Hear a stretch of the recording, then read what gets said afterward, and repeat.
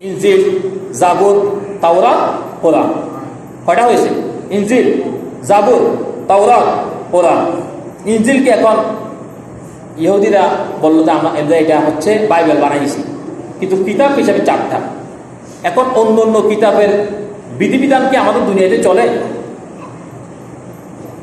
অন্য অন্য যে কিতাবগুলি আছে, এই কিতাব কি আমাদের দেশের মধ্যে বা আল্লাহ তাআলা যে কোরআন পাঠালেন, এই কোরআন পাঠার পরে কি অন্য কোনো কিতাবের শরীয়ত আমাদের জমিনে চলবে? চলবে না। এখন দেখেন, যেহেতু চলতেছে না, চলবে না, আল্লাহ যেহেতু নতুন শরীয়ত দিয়েছে, আল্লাহ যখন যে শরীয়ত দেয় সেই শরীয়তটা মানুষের জন্য, মুমিনের জন্য যাতে কল্যাণকর হয়, সেই শরীয়ত পাঠায়। 4টা কিতাবের মধ্যে যারা ইনজিল আছে, ইনজিল কিতাব কি আগের মতো আছে নাকি উল্টাপাল্টা হয়ে গেছে? আপনারা কি আমার কথা বুঝতেছেন? ইনজিল কিতাব কি আগের মতো আছে নাকি এটা বিকৃত হয়ে গেছে? ইনজিল কিতাব আগের মতো আছে? নাই। তাওরাত এটা আগের মতো অবিকল নাই। কেন নাই? এই কিতাবগুলিকে, এই গ্রন্থগুলিকে তারা এক এক দেশের মধ্যে তাদের সুবিধার জন্য কিছু নিয়েছে, কিছু বাদ দিয়েছে। কিন্তু কুরআনুল কারীম আল্লাহ রাব্বুল আলামিন বললেন, ইন্না নাহনু নাযালনা যিকরা ওয়া ইন্না লাহু লাহাফিজুন। এই কুরআনুল কারীম যদি জমিন থেকে যদি একেবারে যদি যেমন ইহুদিরা 3 লক্ষ পর্যন্ত কুরআনুল কারীমকে একই সাথে এক জায়গায় ঘরে জ্বালিয়ে ফেলেছিল, নাউযুবিল্লাহি মিন যালিক। কেন? তারা চেয়েছিল, ইহুদিদের মিশন হচ্ছে মুসলমানদের কাছ থেকে যদি আমরা যদি এই কিতাব নিয়ে ফেলতে পারি, জ্বালিয়ে ফেলতে পারি, পুড়িয়ে ফেলতে পারি, সরহার করে দিতে পারি, মুসলমানের ধর্ম বিকৃত হয়ে যাবে, তাদের সাথে আমাদের সাথে একাকার হয়ে যাবে। নাউযুবিল্লাহি মিন যালিক।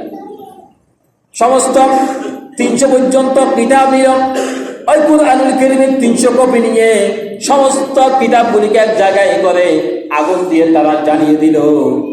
এই ইহুদিদের একজন যাজক ছিল, বড় লোক ছিল, তিনি বলল, আজকে রাতে আমি এখানে যেহেতু কুরআনুল কারীমকে জ্বালিয়ে ফেললাম, আজকে এই জায়গার মধ্যে ঘোরাফেরা দেখি আর কোরআন কোথাও আছে কিনা।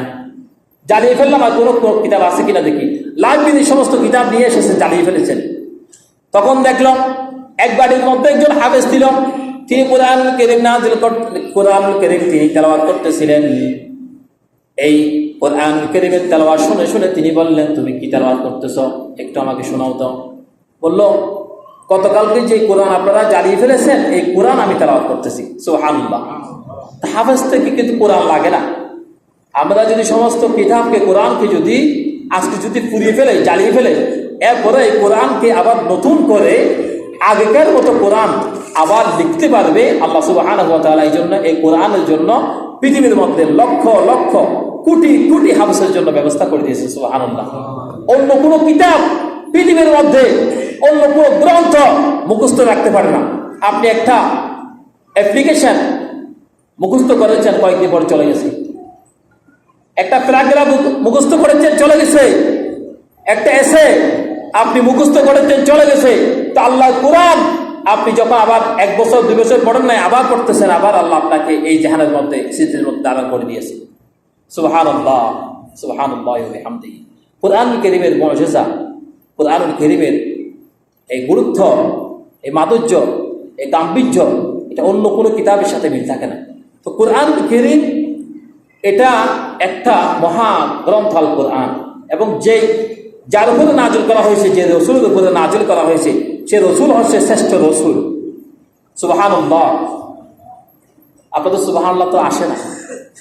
মসজিদের মধ্যে শয়তান আমাদেরকে দিলের মধ্যে বাহা বেঁধে ফেলেছে।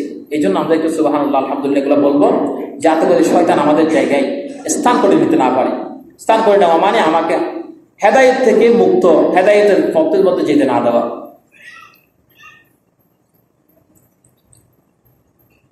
তাহলে বলতে চেয়েছিলাম, একটা কিতাবকে পৃথিবীর মধ্যে ভালো কিনা, সঠিক কিনা, ঠিক আছে কিনা, এটা বোঝার জন্য 2টা জিনিস প্রয়োজন।